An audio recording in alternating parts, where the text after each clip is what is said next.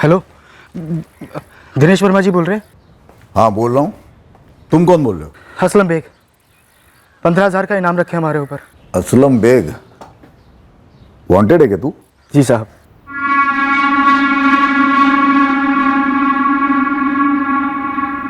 खुद को पकड़वा के इनाम पाना चाहता है? नहीं साहब, सिर्फ सरेंडर करना चाहते हैं, ठुकना नहीं है हमें साहब। आजा थाने, पता है ना, या लिखवा दूँ?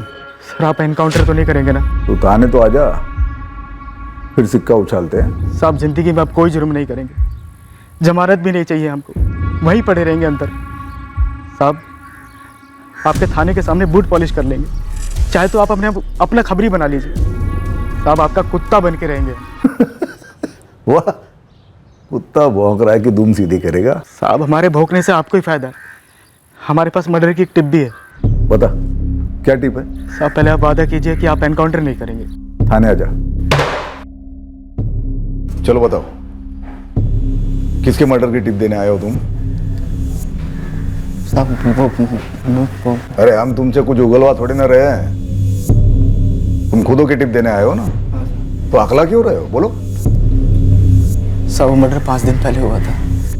और 5 दिन पहले हुआ ये मर्डर हमारे थाने में दर्ज हुआ। आइए आइए मैडम, छोले भटूरे खाइए, छोले भटूरे खाइए,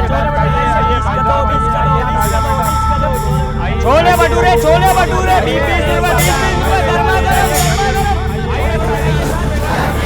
रुपए गर्मा गर्म चाय दो।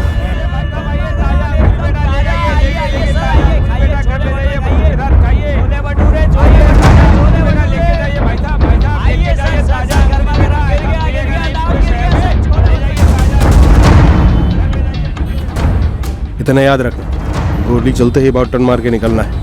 चेक करने की जरूरत नहीं कि जिंदा है मर गया है, इतना लोहा दागेंगे कि बचेगा नहीं। ये मर्डर एक खास माहौल में हुआ था।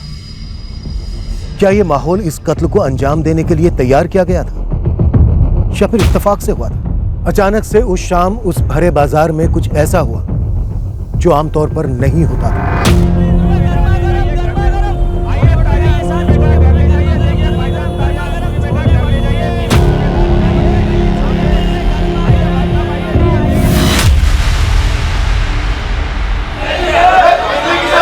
अरे यार ये धंधे के टाइम पे लाइट दुकान वाला किधर भागा? कहाँ गया लाइट? कल ही लिया था। आइए देखो मिल गया। अरे चंदर जी देख के फ्यूज तो नहीं उड़ गया कोई? अरे नहीं नरेंद्र भाई, ये सिर्फ अपनी दुकान का ही नहीं, पूरे बाजार का पावर ऑफ हुआ है। अरे साहब बिजली कब तक आएगी? देखिए बाजार में धंधे का टाइम अभी शुरू ही हुआ है। चाचा आज रात तो बिजली आने से रही, पूरा ट्रांसफार्मर उड़ गया है, 6-8 लोग लगे हुए ठीक करने में।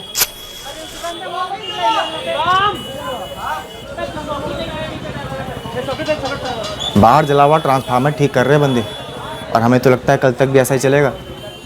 परसों ही लौटेगी बिजली। अब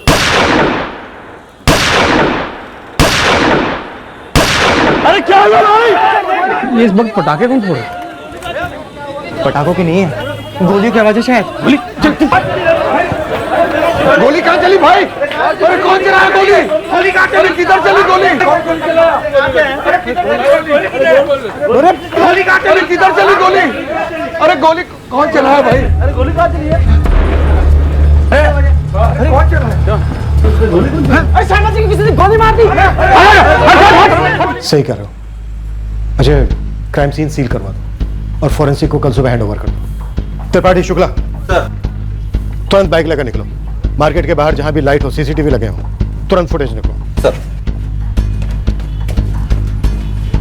जहाँ तक हमें मालूम है मीनारगंज बाजार में तो किसी भी दुकान पर सीसीटीवी कैमरा नहीं है। अब हाल फिलहाल में किसी ने लगवाया हो तो पता नहीं, और बिना बिजली के वो भी किस काम का साहब? यहाँ बिजली आए दिन जाती है? नहीं साहब, आज अचानक से ऐसे पहली बार गई है। और साहब धनीराम जी ने फोन किया था बिजली विभाग में, बोल रहे थे कि ट्रांसफार्मर जल गया, रिपेयरिंग हो रही है। गोली चलने की आवाज के बाद किसने कोई बाइक जाने की आवाज सुनी? हड़बड़ी में हमने किसी चीज़ को ध्यान ही नहीं दिया, बस वो लाइट के उसमें लग गए थे हम लोग। अजय ये बिजली का अचानक से गुल हो जाना, ये इत्तेफाक था या प्लान? क्योंकि मर्डर तो सॉलिड प्लानिंग से हुआ है, अंधेरे में गोलियां चलाना और हवा हो जाना। सर मैं बिजली विभाग से बात करता हूँ। डेड ऑन अराइवल केस है। सुरेश शर्मा पर पॉइंट ब्लैंक रेंज से 4 राउंड्स फायर हुए थे। ऑन द स्पॉट डेथ हुई हो। नर्स कुछ तो बोलिए। अरे कौन लेके आया? बोलिए। ये ठीक हो जाएगा। कर रहे हैं ना, कुछ तो बताइए। कैसे जीजा जी, कहाँ है वो? डॉक्टर पापा ठीक तो है ना? एक मिनट, आप लोग कौन? हम कैलाश, उनके साले, उनका बेटा, हमारी दीदी। देखिए, सुरेश शर्मा जी की डेथ हो चुकी है। उनको यहाँ लाने से पहले ही उनकी मौत हो चुकी थी। ये क्या बोल रहे हैं सर? हमको मिलना है जीजा जी से। कहाँ है जीजा जी? पोस्टमार्टम करना होगा, मर्डर का केस है ये। डॉक्टर आप फिर से देखिए, ये नहीं हो सकता डॉक्टर, आप ठीक से देखिए। देखिए वो अब नहीं रहे। दीदी,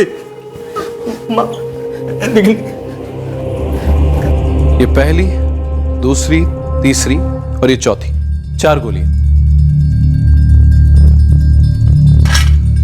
अंधेरे की आड़ में गोलियां चलाई गई, लेकिन बिल्कुल निशाने पर। Shoot to kill. कोई दो राय नहीं, पॉइंट ब्लैंक रेंज से 4 गोलियां सीने पर। अरे क्या हुआ भाई? डेफिनेटली ये कोई अंधेरे में चलाए गए तीर नहीं है। शायद ये अंधेरा इस कत्ल में भागीदार था, जिसने कातिल को रोशनी में नहीं आने दिया। गोली चलाने वाले को किसी ने नहीं देखा।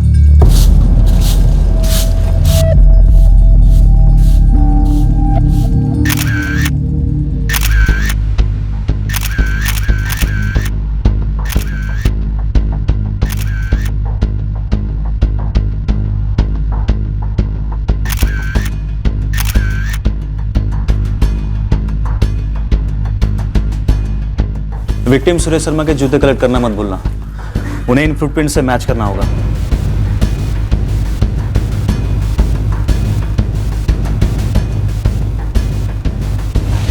पूरा बाजार सदमे में है मैडम जी। बहुत इज्जत थी सुरेश जी की। अगर किसी को कुछ भी पता होता या कोई भी जानकारी होती तो सामने से आपको बताते। नरेंद्र जी, मार्केट में कुछ तो खुसर पुसर चल रही होगी कि कौन मरवा सकता है सुरेश जी को, या किसी से दुश्मनी की। नहीं मैडम जी, सुरेश जी की सबसे सिर्फ दोस्ती थी। पूरे मीनारगंज बाज़ार में सबसे पुरानी दुकान है उनकी, और आर्टिफैक्ट के धंधे में बहुत बड़ा नाम है उनका।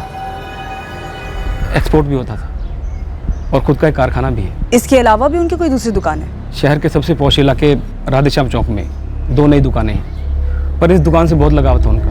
हमेशा यहीं बैठते थे। नरेंद्र जी, दिमाग पे थोड़ा जोर डालिए और सोच के बताइए कि क्या उनका किसी से कोई झगड़ा हुआ था या धंधे में कंपटीशन? धंधे में तो कंपटीशन चलता ही रहता है, पर ऐसे कत्ल जैसा आज तक कुछ नहीं हुआ यहाँ पर। बस एक बात खटक रही है। क्या?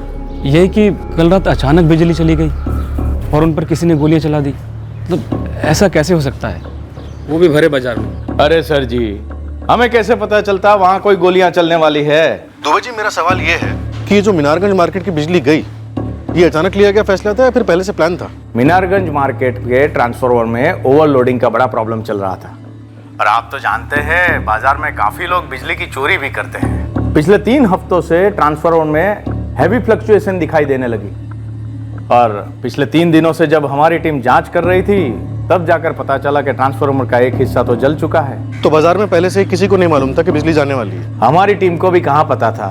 कल शाम को 6:30 बजे अचानक फैसला लेना पड़ा कि ट्रांसफार्मर बंद करके ही मरम्मत की जाएगी। आपकी टेक्निकल टीम जो 3 दिन से काम पर थी, मुझे सबकी सारी डिटेल्स भेजी। कमाल करते हैं सर जी आप भी। हम बिजली विभाग के कर्मचारी भी आप ही की तरह सरकारी नौकर है, अपनी ड्यूटी कर रहे हैं, और आप है कि हम ही पर शक कर रहे हो? दुबे जी, शक वक की बात तो भी बहुत दूर की है, हम बस थोड़ी बहुत पूछताछ करेंगे। आप जल्दी से डिटेल्स भेज दीजिए। निखिल, जिस तरह से हमला हुआ उससे तो यही लगता है कि हमलावर तुम्हारे पिता को जान से ही मारना चाहता था। तुम्हारी नजर में है कोई ऐसा जो ऐसा चाहता हो? एक ही आदमी है सर, धर्मेंद्र शर्मा, हमारे पापा के छोटे भाई, हमारे चाचा। कोई खास वजह? वजह हमारी एक पुश्तैनी कोठी है सर। तो हमारे भतीजे निखिल ने हमारा नाम FIR में लिखवाया है। जी धर्मेंद्र सर, आपको हमारे साथ चलना होगा। कमाल है, वो हमारा नाम बोलता है और आप सीधे हमें गिरफ्तार करने चले आते हैं। गिरफ्तार कहाँ कर? आप नामजद हैं, पूछताछ तो बनती है। उसने नाम बोला और आपने FIR में लिख लिया। FIR में नाम लिखने से पहले करते पूछताछ।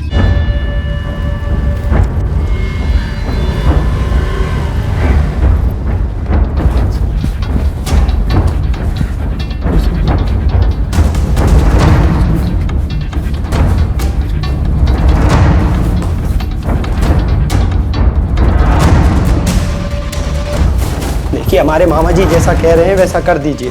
हम अभी कुछ भी सोचने की हालत में नहीं है। निखिल, तुमने ये क्या घटिया हरकत की है? ये हमें तुमसे और चाचा जी से पूछना चाहिए अश्विनी। तुम पागल हो गए हो क्या? तुमने एफआईआर में हमारे पापा का नाम लिखवा दिया। तुम्हें लगता है कि ताऊजी को मारने में हमारे पापा का हाथ है? क्या कह रहे हो तुम?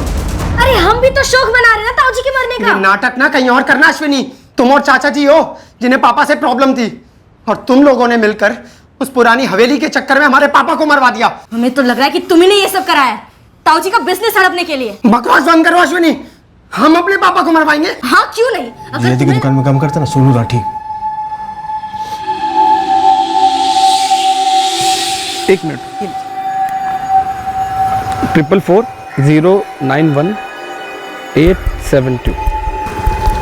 मैम, हड़बड़ी में शायद किसी को ध्यान ही नहीं आया। कांड होने से लेकर अब तक ये सोनू तो कहीं दिखाई नहीं दिया। ये सोनू फिक्स मुलाजिम है सुरेश शर्मा जी का? जी एकदम फिक्स।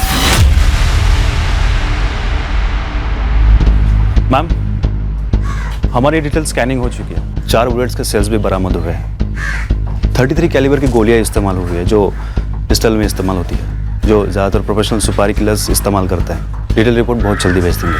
इंस्पेक्टर, हमारा भतीजा निखिल बच्चा है, ऊपर से शौक में है। बोल गया होगा ना आप साहब, लेकिन आप लोग तो मजे हुए हैं, तजुर्बेकार हैं। धर्मेंद्र जी, हमारा तजुर्बा कहता है कि प्रॉपर्टी को लेकर भाई भाई का कत्ल करवा सकता है। तो आपको लगता है कि हमने अपने भाई को मरवाया, किसी को भेजकर, किसी से गोली मरवा कर? कौन मारेगा गोली? कोई गुंडा, कोई सुपारी लेने वाला ना। जरा सोचिए, माहौल देखिए सर। आपकी पुलिस फोर्स सुपारी लेने वालों को ढूंढ ढूंढ के पकड़ रही है। रोज अखबार में पढ़ते हैं हम, इतने सारे एनकाउंटर हो रहे हैं। तो आपको बेवकूफ लगते हैं कि ऐसे में किसी को सुपारी उपारी देंगे, वो भी अपने भाई को मरवाने के लिए? अब देखिए धर्मेंद्र जी, ये सुपारी शब्द आपकी तरफ से आ रहा है और ये बेकार की पूछताछ आपकी तरफ से हो रही है। अब हो ही रही है तो फिर जवाब भी देते जाइए धर्मेंद्र जी। हथियार आपने दिए थे? ये हथियारें खुद लेकर आए थे? क्या आपको पता था कि मिराजगंज मार्केट की बिजली गुल होने वाली है? आपको कोई टिप मिली थी? ये हथियारें गए कत्ल करने और बिजली गुल होना उनके लिए बोनस था। आप भी गए थे हथियारों के साथ? हम 10 बजे तक अपने मसाले की दुकान पे थे सदर बाजार में, और वहां कोई बिजली नहीं गई थी। करीब 9:30 बजे हमारे पास हमारी बेटी अश्विनी का फोन आया कि ऐसा ऐसा हो गया है। क्यों? उससे पहले शूटर का कॉल नहीं आया कि काम हो गया है? देखिए, हम किसी शूटर वूटर को नहीं जानते, और एक पुश्तैनी कोठी के लिए हम अपने भाई का कत्ल नहीं करवाएंगे, कभी नहीं। तो फिर किस लिए करवाया धर्मेंद्र जी? वो कारण बता दीजिए। इंस्पेक्टर, वो कोठी ही थी जो सुरेश भैया और हमारे बीच में दीवार थी, और उसका फैसला किसी के मरने मारने से नहीं हो सकता था। मामला कोर्ट में है और कोठी पे ताला पड़ा हुआ है।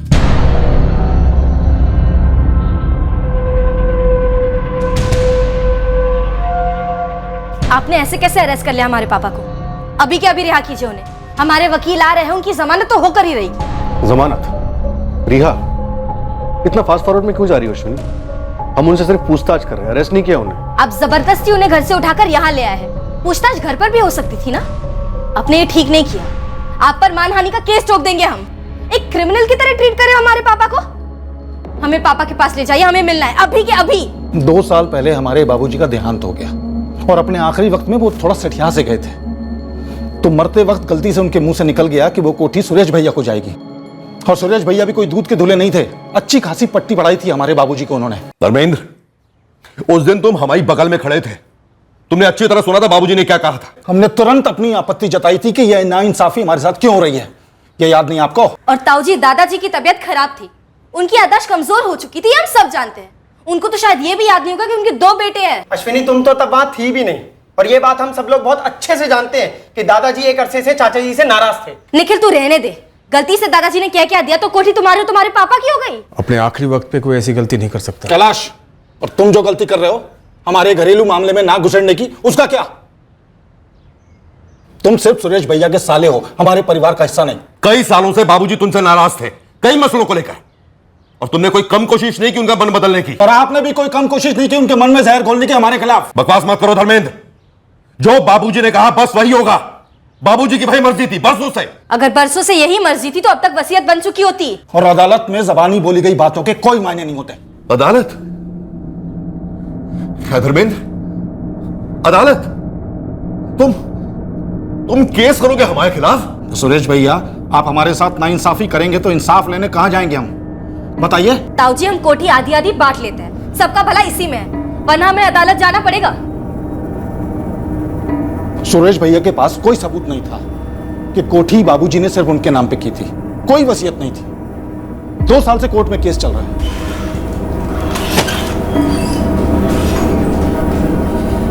कोर्ट का फैसला कभी भी आ सकता है, तो ऐसे में हम कोई गलत कदम क्यों उठाएंगे? और उससे हो क्या जाएगा?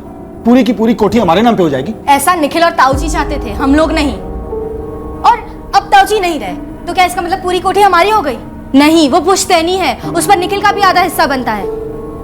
सर, हो सकता है कि ये सब निखिल नहीं कराया हो और अपने ऊपर से शक हटाने के लिए मेरे पापा पर सब कुछ थोप रहा है। सर, ताऊजी बहुत स्ट्रिक्ट फादर थे, बहुत दबदब कर बड़ा हुआ ये निखिल। इतने सालों से गुस्सा पाल के रखा होगा। बेटा बाप का कत्ल करवा सकता है, लेकिन भाई भाई का कत्ल नहीं करवा सकता। सर, आप एक बार निखिल को पूछ कर तो देखिए, क्यों उसका चेहरा सफेद पड़ गया था सोनू का नाम आते ही। सोनू कौन? हाँ, हमें पता चला सुरेश जी के मर्डर के बारे में। हम बस जाने वाले थे उनके यहाँ पे। अब तक ना तू अपने मालिक के घर गया, ना ही दुकान पहुंचा, तो अब तो तू रहने ही दे, सीधा मीनारगंज थाने पहुंच। मैडम, हमारा इसमें कोई हाथ नहीं है। वो तो कल बिजली गुल हो गई थी तो हमने साहब से छुट्टी मांगी और उन्होंने दे दी। अब तेरी छुट्टी कैंसिल सोनू, सीधा थाने आ। निखिल को लगता है वहां पर इल्जाम लगा सकते हैं, हम उसको छोड़ेंगे नहीं, मुंह तोड़ जवाब देंगे। वो निखिल और उसका वो शकुनी मामा कैलाश दोनों को नहीं छोड़ेंगे, देखना आप। ठीक है बेटा, ठीक है, जो कुछ करना शांति से करना, और सबसे पहले अपने गुस्से पे काबू रखो। तुम बता रहे हैं बहुत डेंजर है। साहब, ये धर्मेंद्र और उसकी बेटी अश्विनी के पीछे अपने बंदे लगा देते हैं। वैसे आप फोन रिकॉर्ड से तो पता लगा ही लेंगे कि उन्होंने किसे करवाया, अगर करवाया है तो। मुझे नहीं लगता फोन रिकॉर्ड्स में कुछ मिलेगा। जो इतनी प्लानिंग से मर्डर करवा सकता है वो अपना फोन इस्तेमाल करने की गलती नहीं करेगा। गुरु, तो ये पता कर इन दिनों शहर में शूटर कौन है? ठीक है साहब, कोशिश करते हैं। वैसे ही शहर के क्या, पूरे स्टेट का आज तक सुपारी मार्केट इतना ठंडा नहीं रहा। सारे शूटर डरे हुए, सबकी लगी पड़ी, या तो सब भाग गए या सरेंडर कर दिए या ठोक दिए गए। लेकिन सुरेश शर्मा का मर्डर पेशेवरों ने ही किया। हाँ साहब, कोई होगा उभरता हुआ बेवकूफ़ जिसने सुपारी लेकर इतना बड़ा जोखिम उठाया, या कोई अंदर वाला। हमें तो ये सोनू पर तगड़ा वाला डाउट है, जो सुरेश शर्मा के यहाँ काम करता है। जैसे ही बत्ती गुल हुई, सोनू छुट्टी लेता है और कोई आकर सुरेश की छुट्टी कर देता है। साहब, अब हमको कैसे पता होगा कि शूटर कौन है? क्योंकि शायद वो शूटर तू खुद है। क्या कुछ भी कह रहे हैं साहब आप? तो तू ऐन वक्त पर दुकान से कहाँ भाग गया था? भाग गया था? अरे साहब, बिजली गई थी तो वो बैटरी वाली लाइट हमने जलाई थी दुकान पर, और उसके बाद सुरेश जी से परमिशन लेकर गए थे हम। अच्छा तो साहब जी हम चले फिर? क्यों रे सोनू? अरे साहब, अब अंधेरे में कौन सा कोई ग्राहक आएगा, और आएगा भी तो क्या देखेगा, क्या खरीदेगा?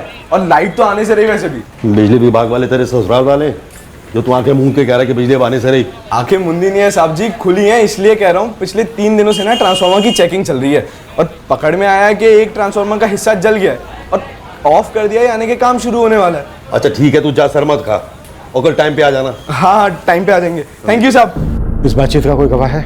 गवाह कहाँ से होगा साहब? अब दुकान पर तो हम और सुरेश जी रहते थे। तो दुकान से गया कहाँ? साहब, हम सीधा घर गए थे और खाना खा के सो गए थे। और फिर पीछे से किसी को भेज दिया कि जा भाई गोली मार दे। अरे मैडम, फिर से? अरे हमने किसी को नहीं भेजा, और हम तो पिछले 3 सालों से सुरेश जी की दुकान पे काम कर रहे हैं ईमानदारी के साथ। आप लोग खामखा शक कर रहे हैं हम पर। तेरी कहानी जमी नहीं सुन। जिस दिन गोली चली उस दिन कई चीजें हुई। बिजली गुल हुई तो दुकान से जल्दी गया।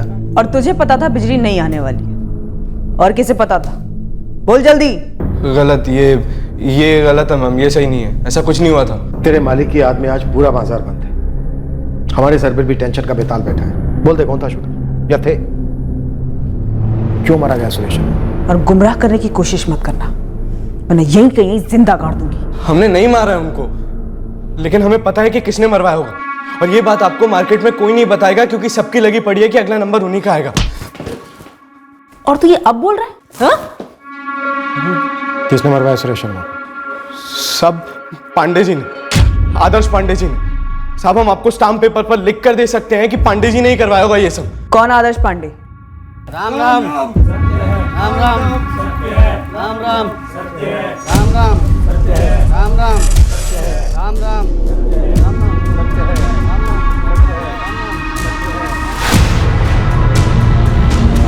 पांडे जी की भी मीनारगंज मार्केट में सुरेश जी जैसी दुकान है। पांडे जी को टक्कर तो थी सुरेश जी से धंधे में, और तो और सर, व्यापारी मंडल के इलेक्शन में भी खड़े हुए थे पांडे जी सुरेश जी के खिलाफ, और बहुत बुरी तरीके से हारे थे। खुन्नस खा के बैठे थे पांडे जी सुरेश जी से। सोनू अब तो पुड़िया बना के फेंक रहा है, बुरी तरह पिटेगा। नहीं साहब, भगवान कसम हम झूठ नहीं कह रहे हैं साहब। और हम क्यों मरवाएंगे साहब को? और किसका साथ देंगे हम ऐसे ओछे काम में? बिजली गई थी तो हो सकता है कि पांडे जी को मौका मिल गया होगा, उनने भिजवा दिया होगा किसी को और पता कर लिया होगा कि हम भी नहीं है दुकान पर। अगर हम होते दुकान पर तो कुछ नहीं होता सुरेश जी को। अगर आप लोगों को अब भी यकीन नहीं है तो आप खान साहब से पूछ सकते हैं। अब ये खान साहब कौन है? साहिल खान साहब का माल बाहर भेजते थे बेचने के लिए, एक्सपोर्टर है। हमने बात करते सुना था सुरेश जी को उनके साथ। भाई जब भी हम सोचते हैं कि आदर्श पांडे इससे नीचे नहीं गिर सकता, वो और ज्यादा घटियापन पर उतर आता है। वैसे तुमने उससे क्या कहा? देख लो भाई, आगे तुम्हारी मर्जी है, बाकी इतना तो लिख के ले लो हमसे खान साहब, अगर आदर्श पांडे ऐसा खेल खेल सकता है।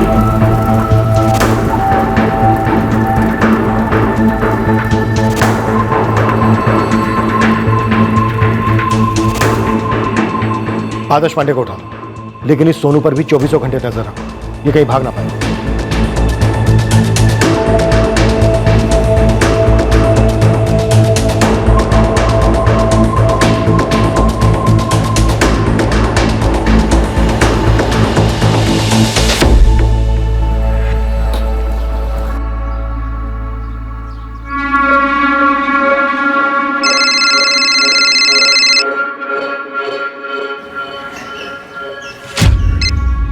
हेलो, आदर्श पांडे जी बोल रहे हैं?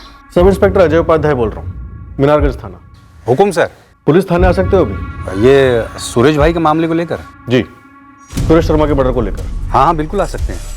अभी तो हम उन्हीं की शोक सभा में जा रहे हैं, खत्म होते ही हाजिर हो जाते हैं। दीदी, जीजा जी को जिसने भी मारा है, हम उन्हें नहीं छोड़ेंगे। निखिल और हम मिलकर सब कुछ संभाल लेंगे। मम्मी, ये धर्मेंद्र चाचा का ही किया कराया है। अदालत भले पूरी कोठी उन्हें दे दे, पर धर्मेंद्र और अश्वनी को छोड़ना मत। उन्हें सजा मिलनी चाहिए। सजा तो मुंह तोड़ मिलेगी उन्हें। और रही बात कोठी की, वो भी उनको नहीं मिलेगी। वो कोठी निखिल की थी, है और रहेगी। साहब, मुझे लगता है कि जरूर कोई पुलिस के पास गया होगा, पक्का किसी ने चुगली की है। देखो गुरु, ये किसी सातिर शूटर का काम नहीं लगता है, सब जगह सन्नाटा है। काम तो पेशेवर का ही है, खुलेआम गोली चली और साइलेंसर भी नहीं लगा था। अगर पेशेवर शूटर होते तो वो बाइक से मार्केट में घुसते धूल उड़ाते हुए और वैसे ही निकलते। हुआ कुछ ऐसा? अरे पैदल आए होंगे और पैदल ही निकल गए होंगे। रेल और बस के अड्डे पे 5 और 6 फरवरी पे किसी भी हिस्ट्री सीटर की शहर से जाने की कोई खबर सामने नहीं आई है। पर कत्ल तो हुआ है, और बाकायदा सुपारी वाला। देख, जब शूटर मिलेंगे तब मिलेंगे। गन का पता कर, कहीं से तो गन खरीदा होगा। किसने बेची, कब बेची, कहाँ बेची? सर, बाजार का पूरा इलाका छाना। मीनारगंज की 500 मीटर की दूरी में किसी भी दुकान पर सीसीटीवी कैमरा नहीं है सर। लेकिन सर, सदर बाजार के दूसरे छोर पर 2 दुकानों के बाहर सीसीटीवी कैमरे लगे हुए मिले, पर फुटेज में कोई भी हड़बड़ा कर भागते भागते नहीं दिखा। मतलब शूटर पहले से बाजार में घात लगाए बैठे हुए, बिजली जाने के बाद आराम से आए, गोलियां दागी और भाग निकले। सर, पूरे चांसेस हैं कि वो गोली चलाकर बाजार में ही आराम से घूम रहे हो। एक तो अंधेरा था, ऊपर से भीड़ वाला टाइम था, तो भागने की जरूरत ही ना पड़ी हो। चुपचाप भीड़ में घुल मिल गए होंगे। सारे व्यापारियों की राय है कि बाजार और 4 दिन बंद रखा जाए और एक मोर्चा निकाला जाए। हमारे खिलाफ, हम पर दबाव बनाने? नहीं, बिल्कुल नहीं। ये जुल्म के खिलाफ आप लोगों ने जो एक आंदोलन चला रखा है पूरे राज्य में, हम उसकी सराहना करते हैं। लेकिन सुरेश शर्मा जी एक इज्जतदार आदमी थे, सबसे अच्छे रिश्ते थे उनके। सब हैरान हैं, ये गैंग वैंग को आप निपटा रहे हो, फिर भी एक नेक इंसान पे गोली चलती है। अरे कैसे दुकानदार धंधा करेगा ऐसा भय के माहौल में? ऐसे नेक आदमी से आपकी तो खूब बनती होगी आदर्श पांडे जी। अरे मैडम, हमारी दोस्ती तो जमने जमाने से परे थी। हम लोग एक ही धंधे से नहीं, समझो एक ही माँ के बच्चे थे। अरे सुरेश जी मेरे बड़े भाई जैसे थे। पांडे जी, ये लीपा पोते कहीं और आजमाइए। सुरेश शर्मा से व्यापारी मंडल का चुनाव हारे थे आप, और उनके ग्राहक भी तोड़ रहे थे। धंधे में तो कंपटीशन चलती ही है, और इलेक्शन में हार जीत तो लगी रहती है। इसका मतलब ये नहीं है कि हर हारने वाला जीतने वाले को मरवा दे। हम व्यापारी हैं, और जैसे पूरे देश में डेमोक्रेसी चलती है ना, वैसे हमारे मंडल में, हमारे धंधे में भी वही चलती है, डेमोक्रेसी। पांडे जी, एक्सपोर्टर साहिल खान को आपके सामने खड़ा करूं, सुरेश शर्मा का खास क्लाइंट। 2 महीने पहले जिसे आपने बुलाकर एक्सपोर्ट ऑर्डर आपके साथ फिक्स करने की गुजारिश की थी, रेट कटिंग की, सुरेश शर्मा को काटने, उसका बिजनेस खत्म करने की साजिश की। जब आदर्श जी ने हमें अपना ऑफर बताया तो मन ही मन हम हंस पड़े थे सर। आदर्श पांडे सुरेश शर्मा को बिजनेस में काटना चाहता था। बिल्कुल सर। साहिल भाई, हम दोनों मिलके पूरे मार्केट पर हुकूमत कर सकते हैं और इसमें दोनों का फायदा है। आइए, नया लॉट है, देख लीजिए एक बार।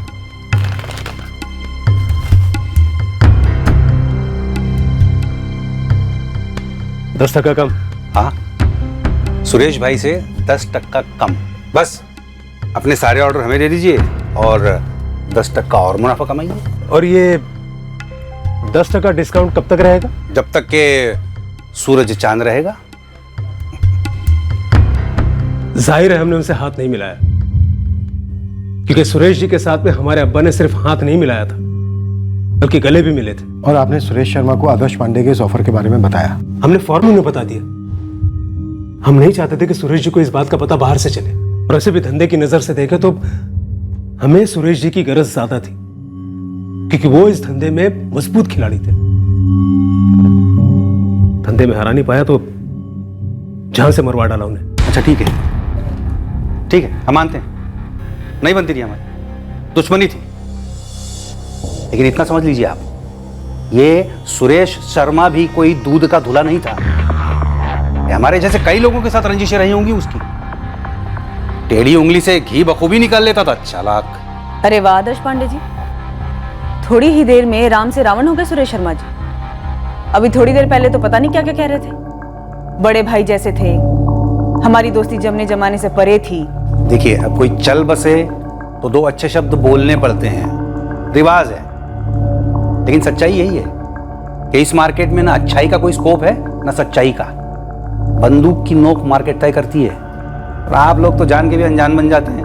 अरे गुंडों के हाथों से हम भी लूटे हैं। ये गैंगस्टर लोग अपनी वसूली करते ही हैं। सीधे सीधे बोलिए पांडे जी, ऐसे किस गैंगस्टर को पाल रखा था आपने जो अब उससे वसूली करने निकले और उसके हाथों सुरेश शर्मा को मरवाया? अब रहने भी दो साहब। एक तो सुरेश शर्मा से हमारी बनती नहीं थी तो हम धंधे में काटते, गला नहीं काटते। दूसरी बात, बाजार में कोई आता है सरेआम गोली चला के चला जाता है, कोई कुछ नहीं बोल रहा है डर के मारे, क्योंकि अगर कुछ बोला तो अगला नंबर उसका होगा। आपको तो डर नहीं होगा? देखिए, जहां तक हमारी बात है, हमारी दुकान सुरेश शर्मा की दुकान से काफी दूर है, इसलिए हमने तो सच में कुछ देखा ही नहीं। वैसे जैसे किसी ने आपको हमारी और सुरेश शर्मा की दुश्मनी के बारे में बताया, किसी ने आपको यह नहीं बताया कि उनका एक दूसरा कारोबार भी है, ये आर्टिफैक्ट्स के अलावा। दूसरा क्या कारोबार? जमीन का। और अब आप लोगों को हम क्या बताएं, ये जमीन के धंधे में जितनी कमाई है उतनी दुश्मनी भी है। कौन था दुश्मन? सुरेश शर्मा का छोटा भाई धर्मेंद्र? भाई भाई के बीच में क्या खिचड़ी पकती थी ये तो वो जाने या आप लोग, पर इतना सब जानते हैं, ये जमीन का सारा कारोबार सुरेश का साला कैलाश संभालता था, सामने से, और पीछे से सुरेश जी कस के लगाम पकड़े रखते। अरे बताया नहीं का क्या मतलब है सर? पूरी दुनिया जानती है कि सुरेश जीजा जी जमीन के सौदे करते थे और हम उनके मैनेजर थे। हैं, इसमें छुपाने जैसी क्या बात है? ऐसा है कैलाश, जो हमें बताया नहीं जाता ना, उसे हम छुपाया हुआ समझते हैं। सुरेश जी के छोटे भाई के साथ अनबन को तो बड़ी आसानी से पेश किया गया। हमने इतनी बार पूछताछ की, लेकिन जमीन के लेन देन को लेकर कोई मसला हो, इस बारे में पूछने की कोई गुंजाइश ही नहीं थी, क्योंकि इस बारे में तुमने हमें कुछ बताया ही नहीं। अरे कोई मसला था ही नहीं या है ही नहीं तो बताए क्या?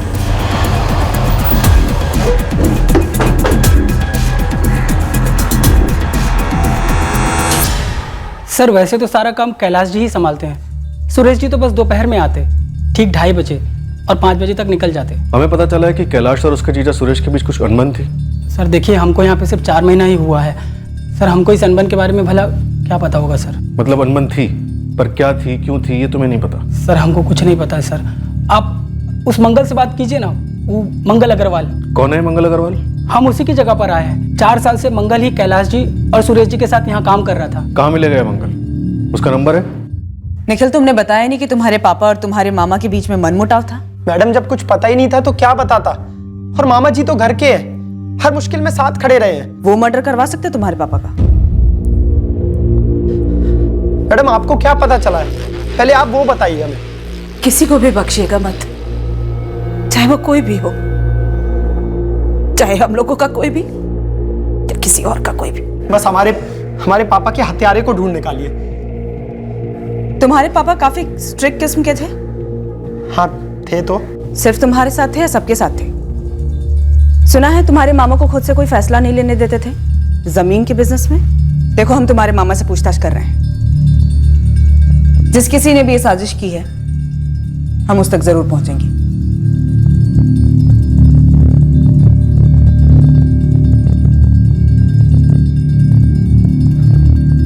मम्मी, हमें नहीं लगता ये कैलाश मामा का कराया हुआ है। दरअसल उन्हें ना इस समय घसीटने की कोशिश की जा रही है।